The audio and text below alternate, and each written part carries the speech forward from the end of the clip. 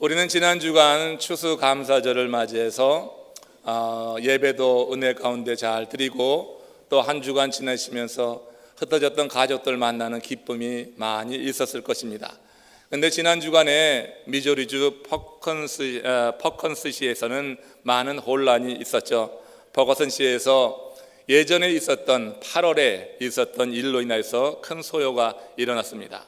지난 8월 백인 경관이 흑인 청년을 사살한 사건이 발생했습니다. 이것이 정당 방위냐 과잉 반응이었느냐 하는 문제로 지난 3개월 동안 배심원들이 25번이나 모여서 심의를 했다고 하는 겁니다. 그러다 지난 화요일 11월 25일 마침내 검찰은 대배심원의 그 판결에 따라서 백인 경관을 불기소하기로 한 겁니다. 이에 불만을 품은 흑인 단체에서 약탈, 방화를 일으키는 퍼거슨 소요 사태가 크게 발생해서 지난주 한 주 내내 퍼거슨시에서는 대부분의 상점들이 영업을 중단한 상태에 있었다고 하는 거죠. 그런데 그 가운데 한 백인이 운영하는 주유소는 영업을 계속해 나갔다고 하는 거예요. 참 특이한 일이 벌어진 겁니다. 백인들 때문에 억울한 일을 당했다고 해서 소요가 일어나는데 백인이 경영하는 주유소는 영업을 계속하는 그런 일이 있었다는 뉴스를 보았습니다. 총기로 무장한 흑인 남성 4명이 이곳을 지키고 있는 가운데 그 영업을 계속했다고 하는 거예요. 그들 가운데 한 명이 이런 말을 했습니다. 저 주유소의 주인 모렐로는 수년 동안 주민들에게 많은 일자리를 줬고 또 고용한 그 흑인들을 항상 존중해 주었다고 하는 것입니다. 그래서 그 백인이 경영하는 주유소는 그런 난리 가운데도 지금 정상적인 영업을 하고 오히려 더 많은 돈을 벌게 될 것입니다. 다른 곳이 문을 다 닫았으니 그곳에 와서 주유하지 않겠어요? 여러분, 이 이야기를 전해 들으면서 그런 생각을 했어요. 인종마다 겉으로 드러난 피부색은 달라도 인종마다 마음으로 느끼는 감정은 다르지 않다. 피부색은 다르지만 사람의 감정은 다르지 않구나. 그래서 인격을 무시당하면 과격해지는 것이고 인격을 존중받으면 다정해지는 것이구나 하는 것을 이 사건을 통해서 우리는 보게 됩니다. 여러분, 우리 이민자들이 정말 많은 그런 비즈니스를 하면서 여러분들이 만나는 많은 사람들 어떻게 대하고 있습니까? 우리가 여러분 무시당할 때 우리 기분 나쁘지 않습니까? 우리가 경영하는 비즈니스 직장에서 유색인종에 대한 그런 차별 두지 않기를 원합니다. 여러분, 이것은 우리에게 고스란히 다 돌아오게 되는 것입니다. 인격을 무시하면 과격해지는 것이고 그 인격을 존중해 주니까 다정해져서 한 백인이 경영하는 그 주유소는 이런 난리 가운데도 그들이 지켜줘서 그들의 보호를 받으면서 오히려 더 잘 되는 일이 있다고 하는 거예요. 인생을 좀 멀리 보시기를 바랍니다. 너무 단기적으로 보지 말고 멀리 보는 가운데 하나님께서 여러분들에게 붙여주셔서 그들을 통하여서 생활을 경영해 나가는 여러분들, 그들과 함께하는 삶 속에서 먼저 기쁨이 있고 그 삶 속에서 어떤 화평이 있는 삶을 살 수 있기를 원합니다. 교회력상으로 볼 때 이번 주부터 예수 그리스도의 강림을 기다리는 대강절이 시작이 되는 거예요. 주님은 세상 그 누구도 인종이나 피부색에 따라서 차별하지 않으셨죠. 주님은 남녀노소 지위 고하를 막론하고 사람을 판단하지 않았어요. 우리 주님은 사람 차별하지 않았던 것입니다. 예수님이 만민의 주가 되셔서 그를 따르는 모든 사람들에게 사랑받는 이유가 바로 여기에 있다고 생각합니다. 사람 차별하지 않는 것입니다. 저는 여러분 성도님들 차별하지 않으려고 참 애를 씁니다. 있는 자, 힘 있는 자, 배운 자 그들을 향하여서 더 많은 생각 갖지 않으려고 합니다. 하나님의 백성으로서 함께 믿음의 공동체에 들어와 있는 모든 성도들 주의 사랑으로 함께 같이 그렇게 대하며 살기를 원합니다. 예수님께서 그렇게 사셨습니다. 예수님은 사람 차별 안 했는데 우리들은 왜 사람 차별을 하는 겁니까? 조금 가지면 왜 이렇게 어깨가 으쓱한 겁니까? 내일이 조금 잘 되면 뭐 이렇게 보이스가 높은 겁니까? 우리 삶 속에 하나님의 역사를 경험하면서 하나님의 은혜 안에 있다고 하면 우리 하나님께서 묶어주신 이 믿음의 공동체에 있는 모든 성도들을 주님의 그 마음을 가지고 함께 다가가서 함께 품고 함께 살아야 될 줄로 믿습니다. 예수님께서는 그런 삶을 시행하셔서 만인의 사랑을 받으셨다고 하는 거예요. 주님은 누구나 주의 이름을 부르며 주께 나와 회개하면 그 죄를 사하시고 영원한 생명을 주셨습니다. 대강절은 주님이 이 땅에 오신 그날을 기념하는 것이고 바로 그런 주님이 다시 오실 것을 기다리는 절기라고 하는 거예요. 주님을 기다리는 사람들은 다 거룩합니다. 주님이 거룩하기 때문에 주님을 기다리는 사람들은 다 거룩합니다. 주님을 기다리는 사람들은 그 자체로 거룩하게 되어서 세상을 이기는 것입니다. 우리가 세상을 이기는 방법은 거룩해지는 방법밖에 없습니다. 세상과 동화되면 우리는 세상에 지게 되어 있습니다. 세상의 권세를 잡고 있는 사단에 지게 되어 있습니다. 우리는 세상을 이기기 위해서 거룩한 주의 존재가 되어야 될 줄로 믿습니다. 거룩하신 하나님을 기다리면 우린 그 자체로 거룩해질 수가 있는 거예요. 이 대강절에 그래서 우리 오실 주님을 기다린다고 하는 것 매우 중요한 의미가 있는 것입니다.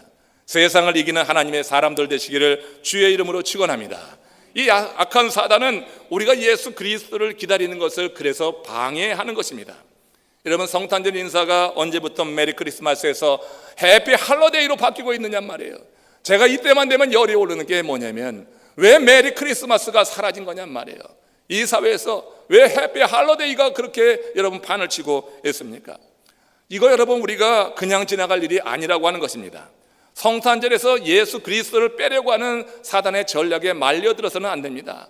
최소한 여러분 우리들이라도 메리 크리스마스를 날마다 외칠 수 있기를 바랍니다. 주님의 오시는 날에 주님이 주인이 되셔야지 왜 이것이 할로데이 휴일로 되느냐 말이에요. 여러분, 사단은요 우리에게 마음껏 즐기라고 하는 것입니다. 이 절기, 그래 너희들이 사랑하느니 보고 싶으니 너희들이 정말 그리워하는 모든 사람들을 만나면서 해피 할로데이로 지키라고 많은 이벤트도 만들어 놓고 그 이벤트에 그들을 초청하기도 하는 거예요. 그러나 여러분, 이 계절의 주인이 예수 그리스도인 것을 잊고 그냥 즐기는 삶은 정말로 무의미한 것이라고 생각합니다. 성탄절의 주인은 예수 그리스도가 되어야 될 줄로 믿습니다. 내가 사랑하는 내 아들이 아니고 딸이 아니고 내 남편이 아니고 내 아내가 아니에요. 이 계절의 주인은 예수 그리스도가 돼야지 돼요. 메리 크리스마스로 오시는 주님을 맞이하는 신실한 주의 종들 될 수 있기를 원합니다. 연합감리교 예전에 따르면 대강절에는 이렇게 제단에 4개 초를 올려놓게 됩니다. 대강절 첫 주부터 매주 하나씩 차례로 불을 붙여가는 것입니다. 그리스도의 강림을 기다리며 예배하는 그런 예식이 되는 거예요. 4개의 초는 각기 예수 그리스도가 이 땅에 오신 목적을 담고 있고, 가운데 있는 하얀 초는 성탄절에 주님의 오심을 기념하며 드리는 그런 초가 됩니다. 이 4개의 초는 peace, hope, love, joy, 이 4가지 의미를 갖고 있습니다. 대강절 첫 주에 밝히는 촛불의 의미는 죄의 노예로 절망 중에 살던 인생들에게 소망을 주기 위해 오시는 예수 그리스도를 상징하는 겁니다. 오늘 첫 번째 초에 불이 밝혔습니다. 소망을 주기 위해 오시는 예수 그리스도. 우리가 이 초에 불을 밝힐 때 이 대강절을 지낸 여러분들이 주께서 오신 의미와 목적을 잘 알고 예배한다고 하면 그 예배 여러분 더 하나님이 받으시기에 합당한 예배가 될 거예요. 둘째 초의 의미는 평화, 셋째 초는 사랑. 그래서 핑크로 되어 있는지 모르겠어요. 넷째 초는 기쁨을 주시는 그리스도를 상징하는 것이 됩니다. 오늘은 대강절 첫 주로 소망이 되시기 위해 오시는 그리스도를 대망하는 주일입니다. 그리스도를 대망하는 사람은요 무너지지 않습니다. 그리스도를 소망하는 사람은 아무리 환경이 어렵고 힘들어도 저는 그렇게 믿습니다. 절대 무너질 수가 없습니다. 그리스도를 소망하는 사람은 그 소망이 그로 하여금 견디게 하는 것입니다. 예수 그리스도를 소망한다고 하는 것은 보통 일이 아닌 것입니다. 이 절기에 예수님의 오심을 기다린다고 하는 것은 여러분들의 삶에 정말로 없어서는 안 될 그런 하나님의 능력이 임하는 그런 계절이 되는 줄로 믿습니다. 여러분, 한비아 씨가 쓴 지구 밖으로 행군하라고 하는 책에 실린 일화 중에 이런 내용이 있습니다. 한비아 씨가 월드비전을 통해서 남부 아프리카에 긴급 구조 활동을 할 때 있었던 일입니다.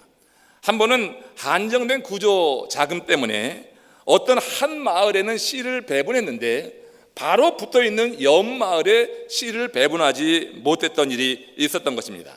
그런데 안타깝게도 씨를 배분받은 그 마을도 그해 비가 전혀 오지 않았기 때문에 파종한 씨앗이 싹을 틔우지 못했고 아무 열매를 거둘 수가 없었습니다. 그러니까 양쪽 마을, 씨를 받은 마을이나 받지 못한 마을이나 결과적으로 아무런 열매를 얻지 못한 것은 같았어요. 그런데 그 후에 놀라운 일이 하나 있었습니다. 그 놀라운 사실은 똑같이 비가 오지 않는 조건이었음에도 불구하고 씨를 나누어 준 마을 사람들은 씨를 심었다고 하는 그 사실 하나만으로 수확기까지 단 한 명도 굶어 죽지 않았다고 하는 거예요. 그런데 씨를 받지 못한 옆 마을 사람들은 아사자가 속출해 나왔다고 하는 것입니다. 여러분, 단지 씨앗을 뿌렸다고 하는 그 사실 하나가 그 마을 전체를 살려놓은 것입니다. 아무런 열매를 얻지 못한 것 똑같지만 씨를 뿌려 놓았다고 하는 사실에 대한 믿음과 그 씨를 통하여서 무언가 얻을 것이라고 하는 소망이 이렇게 극심한 가뭄으로 인해서 모든 것이 말라가고 사람들의 생명까지 앗아가는 그때에 그 마을 사람들을 건졌다고 하는 거예요. 여러분, 극한 상황 속에서도 무언가를 소망할 것이 있을 때 사람은 이렇게 생존하는 줄로 믿습니다. 이 대강절에 우리 주 예수 그리스도를 기다립니다. 소망이 되신 예수 그리스도를 기다린다고 하는 것은 우리의 삶의 처지 상황이 어떻든지 이 기다리는 그 마음이 진실하다고 하면 여러분들의 삶은 절대 무너질 수가 없는 줄로 믿습니다. 주님으로 인해서 우리의 삶은 세워지게 되는 것이고요, 그리고 마침내 살아날 수 있게 된다고 하는 거예요. 하나님은 우리가 날마다 소망 중에 승전가를 부르며 살아가는 것을 보기 원하십니다. 예레미야서 29장 11절 말씀 보세요. 함께 읽겠습니다. 나 여호와가 말하노라. 너희를 향한 나의 생각은 내가 아나니 재앙이 아니라 곧 평안이요 너희 장래에 소망을 주려 하는 생각이라. 자, 여기서 우리 하나님의 생각을 알 수 있어요. 하나님의 생각은 우리에게 재앙 주는 게 아니라 우리에게 소망을 주시려는 것이 하나님의 생각입니다. 예수 그리스도의 강림은 바로 이런 하나님의 생각이 구체화된 사건이라고 하는 거예요. 성육신 사건이라고 하는 것은 하나님의 그 생각, 재앙이 아니라 소망을 주려고 하시는 하나님의 생각이 구체적으로 실현된 사건이 성육신, 예수 강림 사건이라고 하는 것입니다. 이 땅에 오신 우리 주님은 온 세상을 덮고 있던 어둠을 물리치고도 남는 아주 큰 빛을 발산하셨습니다. 그 빛이 언제 발산됐는가? 저는 성경을 읽으면서 이렇게 깨닫습니다. 예수께서 온 세상의 어둠을 물리치는 그 큰 빛을 발산한 그때는 예수 그리스도께서 십자가상에서 내가 다 이루었다고 선포하는 그 순간에 이 세상을 밝히는 빛이 번져 나갔다고 저는 그렇게 봅니다. 여러분, 우리 주님께서 하나님께서 맡기신 그 사명을 이루는 과정 속에서 얼마나 많은 도전이 있고 시험이 있고 위협이 있었습니까? 그 십자가로 나가지 못하게 하는 숱한 방해가 있었는데 우리 주님께서 그 모든 방해와 시험과 모든 역경을 이기고 십자가상으로 나가신 거 아니에요? 예루살렘으로 나갈 때도 많은 방해가 있었고 예루살렘에서 골고다로 갈 때 참 힘들었습니다. 골고다 사행을 와서 십자가에 오를 때도 정말로 쉽지 않은 일이었고 많은 도전이 있었고 심지어 십자가에 달렸을 때도 양쪽의 강도는 예수님을 하여금 그곳에서 내려오도록 그렇게 유혹을 했다고 하는 거예요. 내가 정말 하나님의 아들이면은 그곳에서 뛰어내려라. 그러면 내가 믿겠노라. 사단은 끝까지 예수 그리스도께서 자기에게 주어진 사명을 이루지 못하도록 그 십자가에서 예수를 끌어내리려고 그렇게 애를 썼다고 하는 거예요. 십자가 그 십자가에 달리지 못하도록 이 사단이 그렇게 많은 계략을 내었습니다. 그러나 우리 예수님께서 그 모든 유혹을 다 이기고 마침내 십자가에 달려서 운명하려고 하는 그 순간에 내가 다 이루었다. 하나님의 뜻, 하나님이 이 땅에 보내신 목적, 그것을 다 이루었다고 선포하는 그 순간에 마침내 큰 빛된 그 예수님의 빛이 이 세상의 어둠을 다 물리치고 환한 빛으로 드러났다. 저는 그렇게 생각을 합니다. 그 빛은 죄에 눌려 어둠 속에서 암담하게 살던 인생들에게 참 소망이 되었던 거예요. 그 빛을 보는 사람은 그 빛 가운데 나올 수밖에 없었습니다. 그러나 그 빛이 임했음에도 불구하고 그 빛을 보는 눈이 어두워진 사람들은 그 가운데 나오지 못해서 계속해서 어둠 가운데 살아가면서 그 어둠에 눌려 지내는 비참한 인생을 살 수밖에 없었다고 하는 거예요. 여러분, 주님은 바로 그 빛이었고 그 안으로 들어오는 모든 인생들에게 생명을 주셔서 자녀로 삼아 주셨다고 하는 거예요. 오늘 본문 요한복음 1장 9절 12절은 바로 그런 주님의 사역을 이렇게 말하고 있습니다. 함께 읽습니다. 참빛 곧 세상에 와서 각 사람에게 비추는 빛이 있었나니 영접하는 자 곧 그 이름을 믿는 자들에게는 하나님의 자녀가 되는 권세를 주셨느니라. 영접하는 자 곧 그 이름을 믿는 자들을, 곧 참빛을 영접하는 자, 참빛을 영접하게 될 때 그 참빛이 우리 마음에 임해서 내 마음속의 어둠, 죄에 눌려있는 그 어둠을 몰아내고 내 자신이 하나님의 자녀가 되었다고 하는 그런 믿음을 갖게 한다고 하는 거예요. 여러분, 참빛이 임하게 될 때 우리에게 하나님의 자녀 되는 권세가 임한다고 하는 이 말씀이 여러분들에게 정말 진실로 믿어지시기를 주의 이름으로 축원합니다. 참빛이 임해서 내 마음속에 어둠이 물러간 증거들을 오늘 말씀드리려고 하는 거예요. 여러분, 참빛이 임해서 우리 마음 가운데 어둠이 밀려가고 그리고 내가 하나님의 자녀가 되었다고 하는 이 권세, 하나님의 자녀가 되는 권세보다 더한 권세가 세상에 어디에 있을까? 여러분, 이 권세를 여러분 믿습니까?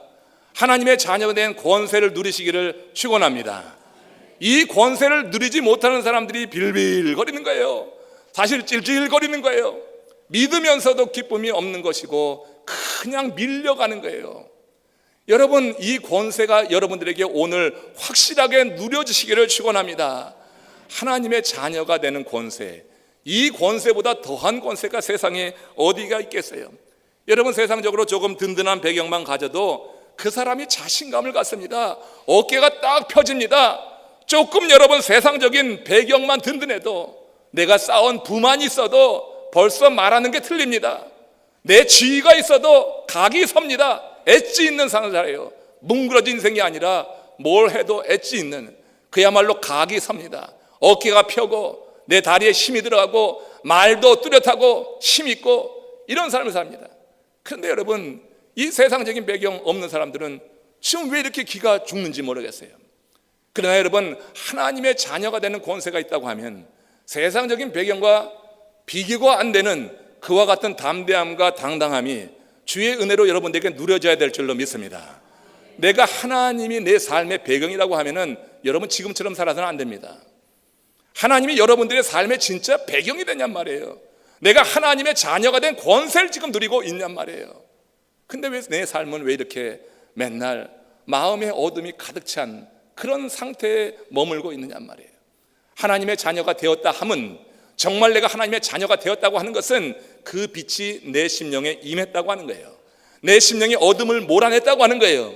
그렇기 때문에 나는 빛의 자녀가 되어서 그와 같은 권세를 누리며 산다고 하는 것을 의미하는 것입니다.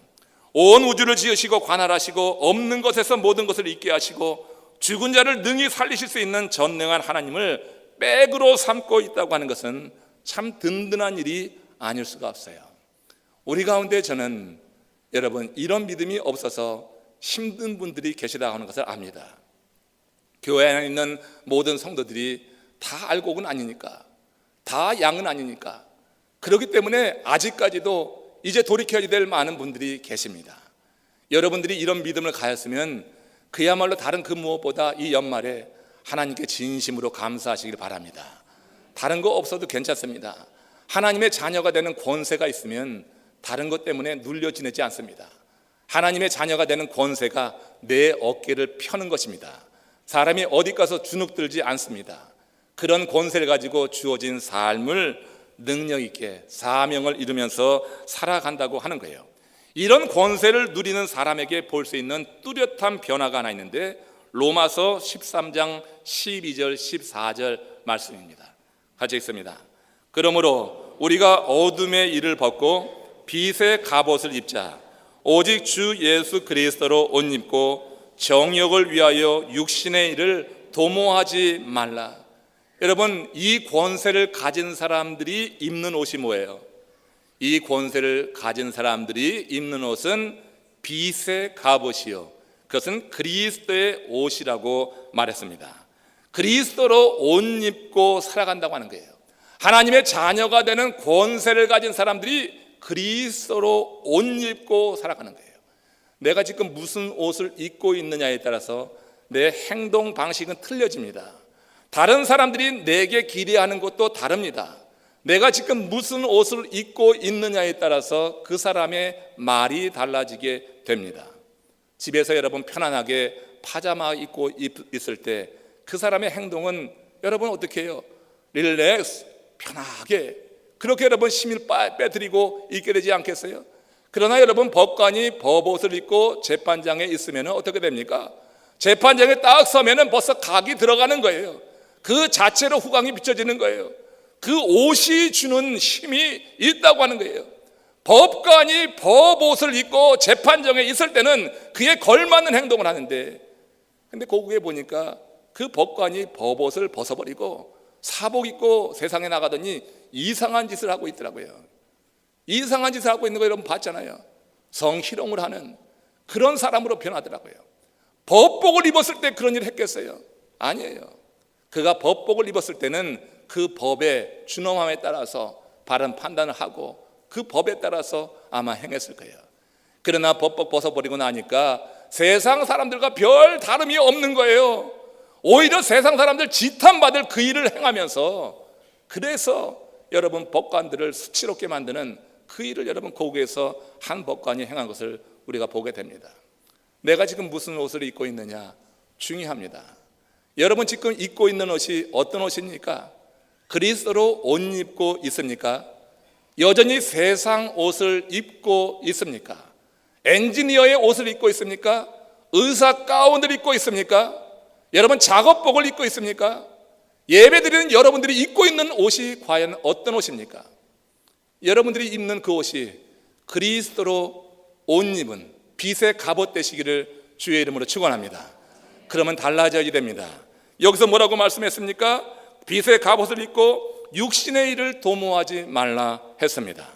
육신의 일은 죄악으로 가득한 그런 일이 되어서 육신의 일만 도모하지 말고 빛의 갑옷을 입고 그리스도로 옷 입은 사람답게 살라고 하는 거예요.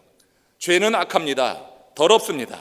그래서 그 죄의 그림자가 자기 안에 드리워진 것을 느낄 때 사람들은 자기에게 실망하는 거예요.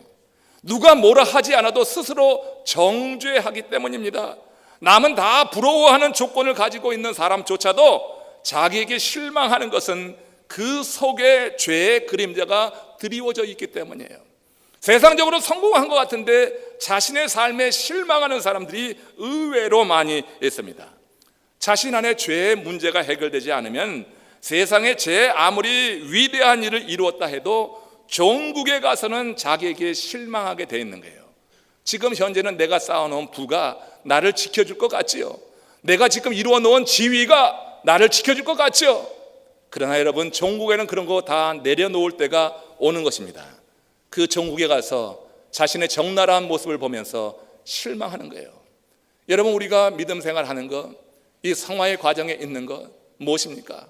바로 우리 주님 앞에서 빛의 갑옷을 입은 사람답게 육신의 일을 도모하지 않고 하나님께서 기뻐하시는 그 일에 대해서 관심하고 그 일을 따라가는 삶을 사는 것이라고 믿습니다. 그러나 진정으로 죄를 고백하고 빛의 갑옷을 입은 믿는 자는 자기에게 실망해서는 안 됩니다. 여러분에게 스스로 한번 물어보세요. 나는 내 삶에 실망을 하고 있는가? 내 삶에 자부심을 갖고 있는가?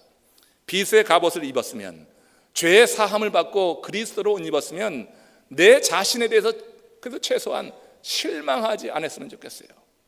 여러분 삶에 대해서 실망하지 않았으면 좋겠어요. 여러분, 이것이 대단히 중요한 일입니다.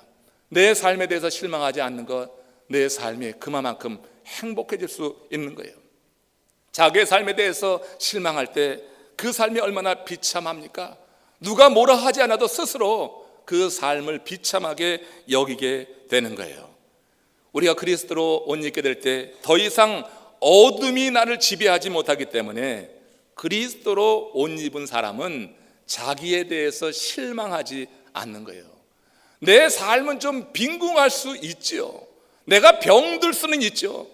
그렇지만 그리스도로 옷 입은 사람은 그런 상태에서도 내 자신에게 실망하지 않는 거예요.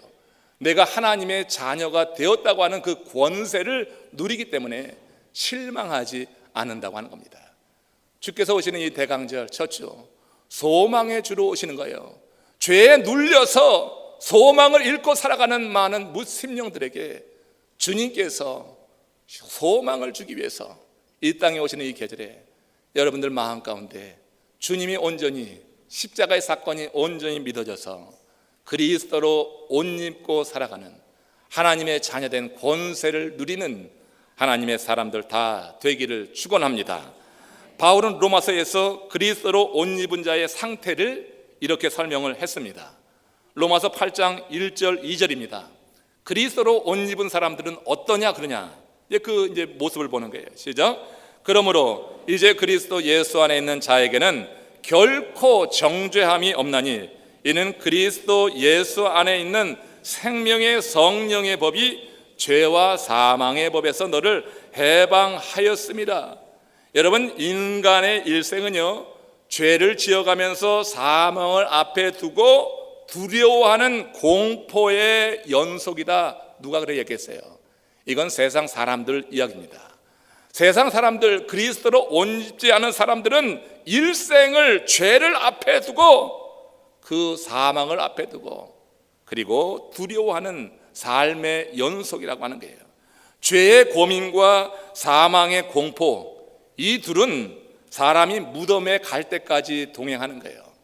그리스도로 옷 입지 않은 사람은 이 죄의 고민, 사망의 공포가 절대 떠나질 않습니다. 아무리 많이 쌓아도 이루어도 이 죄의 고민에 매여 있습니다. 사망의 공포에 완전히 매여서 죽을 때까지 그것이 따라간다고 하는 거예요. 그러나 빛의 자녀가 되는 순간 그리스도 예수 안에 있는 생명의 성령의 법이 죄의 법, 사망의 법에서 우리를 해방시켜준다고 하는 거예요. 죄의 법, 사망의 법에서 해방시켜서 우리로 하여금 죄의 고민으로부터 벗어나게 하고 사망의 공포에서 벗어나게 해서 주 안에 누리는 자유함을 경험케 한다. 이것이 지금 로마서 8장 1절 2절에서 바울이 강조하는 그런 말씀이에요. 그러면서 하나님의 자녀답게 살아가도록 된다 하는 것입니다. 여러분, 리 아야코카라고 크라이슬러 그 회사가 완전히 몰락 위기에 있을 때 극적으로 살려낸 그 회장을 아시죠? 이 리 아야코카가 자기 자서전에서 그런 말을 썼습니다. 삶의 승패는 환경으로 만들어지는 것이 아니라 확신으로 만들어진다. 그분이 믿는 사람인지 아닌지 모르지만 그냥 이 말만 놓고 저는 그저 공감합니다. 100% 공감합니다. 삶의 승패는 환경으로 만들어지는 것이 아니라 확신으로 만들어지는 거예요. 인생의 성공과 실패는 우리를 둘러싸고 있는 환경이 좋으냐 나쁘냐로 결정되는 게 아니라 내가 삶에 대해서 어떤 확신을 가지고 있느냐에 따라서 인생의 성패가 나뉘게 되어 있습니다. 신자에게 있어서 삶의 성패는 언약의 말씀에 대해 어떤 확신을 갖고 있느냐에 따라서 달라지는 거예요. 여러분들이 빛 대신 예수 그리스도가 오시고 영접하는 자에게 하나님의 자녀가 되는 권세를 주셨느니라 하는 이 약속 있는 말씀이 내가 확실하게 확신으로 받아들여진다고 하면 여러분들은 성공한 하나님의 사람인 줄로 믿습니다. 이거 여러분 아무나 믿어지는 게 아닙니다. 하나님의 자녀가 되는 권세, 이 약속이 내가 확실히 믿어진다고 하는 것은 놀라운 일이 아닐 수가 없어요.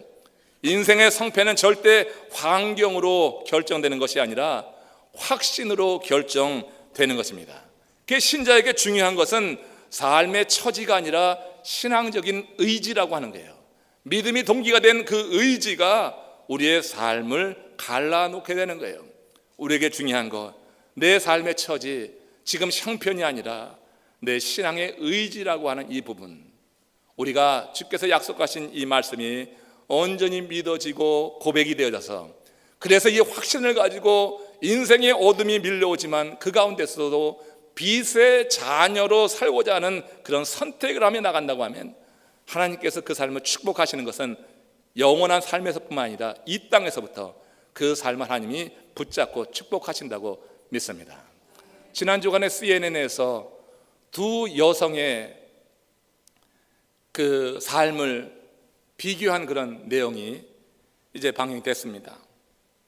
한 사람은 제가 40일 새벽 부흥성회 때 말씀 나눴던 그 오레곤주로 가서 거기서 스스로 자기의 목숨을 끊은 안락사를 선택한 브리트니 메이너드라고 하는 그 세댁입니다. 29살 난 세댁입니다. 이 세댁은 자기가 지정한 그날 11월 1일 남편 생일 이틀 후에 의사가 처방해 준 약을 자기 몸에 투약하고 자기가 좋아하는 음악을 들으면서 고요하게 숨을 거뒀습니다. 오레곤주가 미국에서 최초로 안락사를 허용한 주가 되어서 그 여인은 자기에게 6개월 시한부 생명이 선고됐을 때 바로 오레곤으로 이주해서 법적으로 하자 없게 자신의 인생을 마무리했습니다. 근데 그 브리트니하고 똑같은 병에 걸렸던 로런 힐이라고 하는 19살 난 농구 선수가 있습니다. 그러니까 고3 때 앞으로 얼마 살지 못한다고 하는 시한부 선고를 받게 됐습니다. 그런데 이 힐은 오하이오주에 있는 한 대학에 농구 선수로 입학을 하게 된 거예요. 항암 치료를 받으면서도 훈련에 참여하는 것을 늦추지 않았습니다. 그리고 지난 2일입니다. 신시내티에서 열렸던 한 경기에 선발 출장하면서 데뷔전을 치렀어요. 그리고 지난 11월 21일에 또 한 대학과 경기에 나서서 최초로 득점을 했습니다. 2득점을 했습니다. 그리고 그 경기장에 쓰러졌습니다. 동료들의 부축을 받으면서 자기 벤치로 향해 나가던 이 로런 힐이 말했습니다. 이번 경기가 내 마지막 경기가 아니었으면 좋겠다. 로런 힐은 자기에게 그런 병이 있다고 하는 것을 알고 늘 그런 말을 했습니다. 내가 죽은 다음이라도 소아암을 치료하는 방법은 꼭 발견되기를 바랍니다. 로런 힐이 데뷔 전에 나섰던 그 첫 경기는 바로 브리트니 메이너드가 안락사로 숨진 바로 다음 날이었습니다. 많은 사람들이 안락사에 대해서 이상한 동경을 갖고 그 안락사에 대해서 어떤 잘못된 판단을 할 수 있는 그 시기에 이 로런 힐이 같은 질병을 앓고 있었지만 첫 경기에 나서서 데뷔전을 치르면서 그에게 브리트니에게 쏠릴 수 있었던 사회적 관심을 이제 같은 질병을 앓고 있지만 이 병과 맞서서 싸우면서 또 같은 질병으로 많은 고통당하는 이들에게 희망을 주려고 했던 그 로런 힐의 그 마음이 그 보도되면서 이제 어떻게 해요? 바뀌어지게 된 거죠. 사회적 관심이 이렇게 쏠리다가 이렇게 나가고, 물론 CNN에서는 중립적으로 다 그들의 죽음을 미화했지만 제가 볼 때는 여러분 그 로런 힐이 그야말로 큰 위대한 일을 이루었다고 저는 생각합니다. 여러분 존엄성을 갖고 죽는 것, 그래요. 우리 몸이 너무 고통스러우면 한번 생각해 볼 수 있을 것입니다. 그러나 하나님의 사람, 그리스도로 옷 입은 하나님의 사람, 그 참빛을 영접해서 하나님의 자녀가 된 하나님의 사람은 하나님께서 행하신 그 일을 이루며 살아가야 될 책임이 있다고 하는 거예요. 그리스도로 옷 입고 살아가는 것, 빛 대신 예수 그리스도를 영접한 사람은 달라야지 되는 것입니다. 죽음이라고 하는 어두운 터널을 지나면서도 그리스도로 옷 입은 사람답게 살아가는 것입니다. 그건 끝까지 희망을 버리지 않는 것입니다. 너무 일찍 희망을 포기했던 브리트니와 달리 지금 로런 힐은 끝까지 희망을 버리지 않아서 이번 경기가 나의 마지막 경기가 아니었으면 좋겠다, 그런 말을 남겼던 것이에요. 그리고 끝까지 사명을 이뤘던 예수님처럼 그 로런은 끝까지 절망 중에 있는 이들에게 소망을 주기 위해서 내가 죽는 한이 있더라도 이 치료법은 꼭 개발되길 원한다는 그런 말을 남기고 있는 겁니다. 사랑하는 성도 여러분들, 우리 인생에 소망을 갖고 살아간다고 하는 것, 내 인생이 그것도 주로 말미암아 소망이 있다고 하는 것, 내가 하나님의 자녀가 되었다고 하는 이 권세 안에서 갖는 이 소망은 우리 인생을 절대 무너지게 할 수가 없습니다. 우리 인생을 무너뜨릴 수가 없습니다. 이 소망을 갖는 하나님의 사람들은 항상 그 소망 안에서 이기는 하나님의 사람이 되어야 될 줄로 믿습니다.